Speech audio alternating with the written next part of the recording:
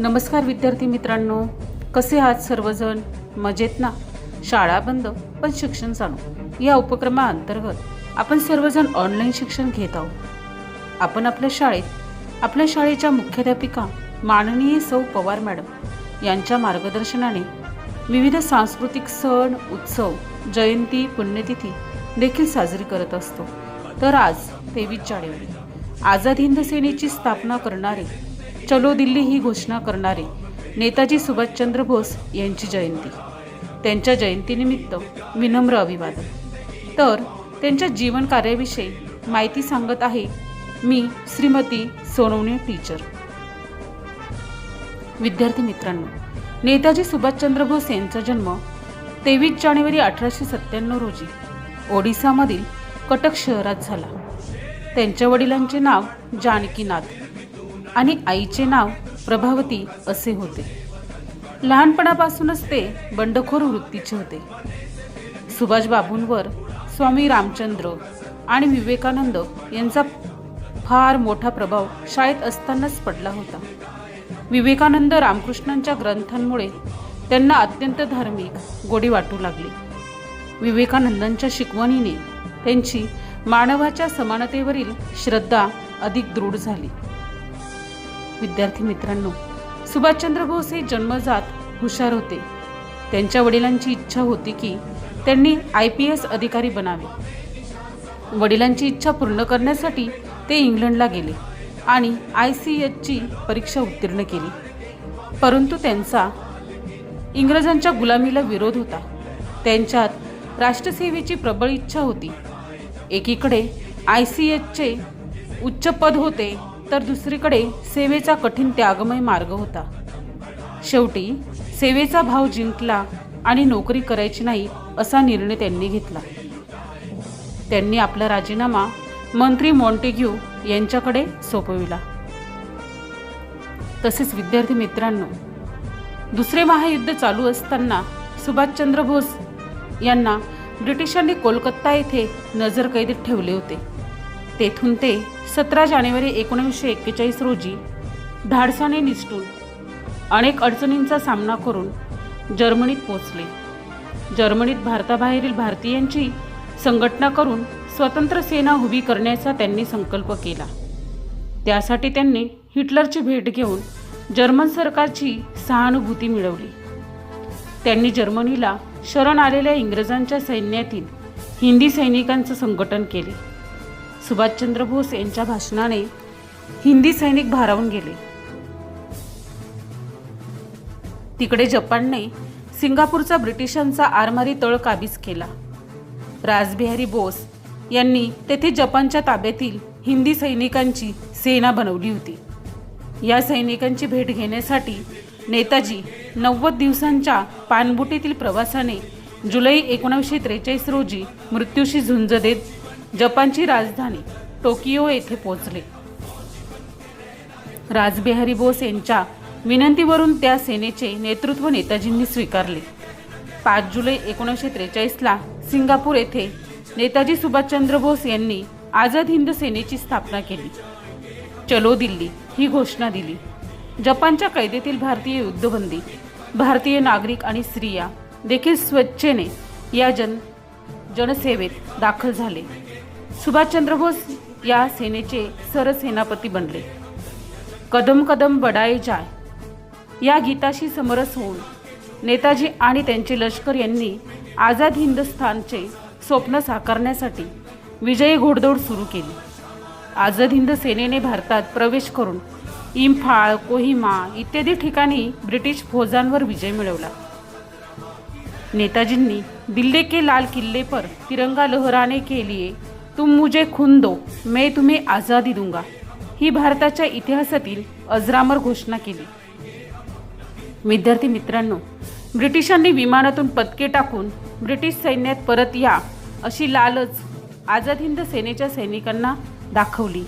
पण एकाही सैनिकांनी त्यास भीक घातली नाही आणि आझाद हिंद सेनेशी बेईमानी केली नाही.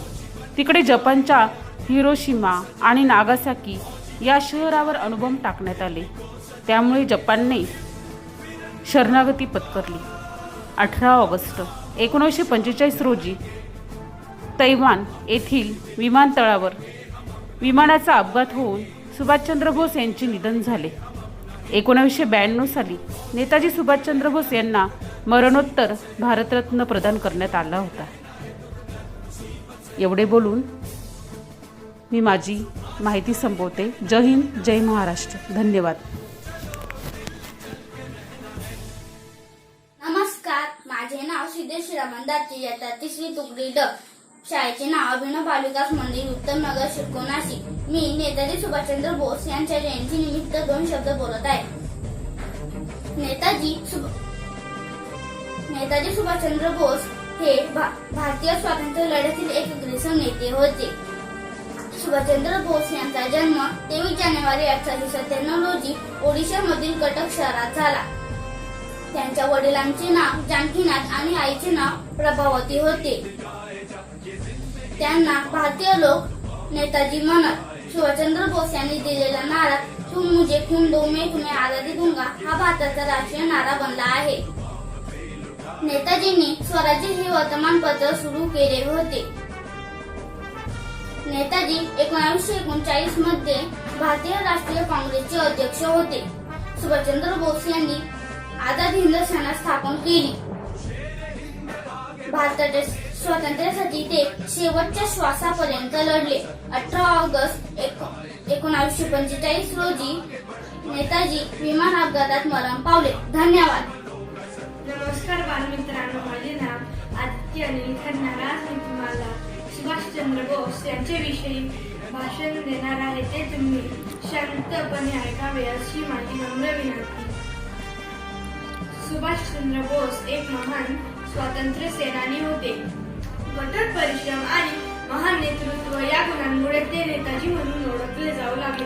त्यांचा जन्म ओरिसा प्रांतातील कटक शहरामध्ये 23 जानेवारी 1897 साली झाला. त्यांच्या वडिलांचे नाव जानकीनाथ बोस व आईचे नाव प्रभावती बाई असे होते. नेताजी सुभाषचंद्र बोस एक हुशार विद्यार्थी होते. कोलकात्यातील प्रेसिडेन्सी कॉलेजमध्ये त्यांनी प्रवेश घेतला. अन्यायाविरुद्ध लढण्याची त्यांची प्रवृत्ती दिसून येत होती. एकदा त्यांनी इंग्रज प्राध्यापक कोटेन यांनी केलेल्या भारत विरोधी टिप्पणीसाठी संप पुकारला होता. त्यामुळे त्यांना कॉलेज सोडावे लागले. त्यानंतर त्यांनी स्कॉटिश चर्च कॉलेजमध्ये प्रवेश घेतला व 1918 रोजी ते BA पास झाले. 1938 साली ते काँग्रेसचे अध्यक्ष झाले. पण 1939 साली ते काँग्रेसच्या धोरणातील मतभेदांमुळे त्यांनी राजीनामा दिला. आझाद हिंदू सेनेचे निवृत्त केला. भारताच्या स्वातंत्र्यासाठी शेवटच्या श्वासापर्यंत लढण्यात त्यांचा विश्वास होता.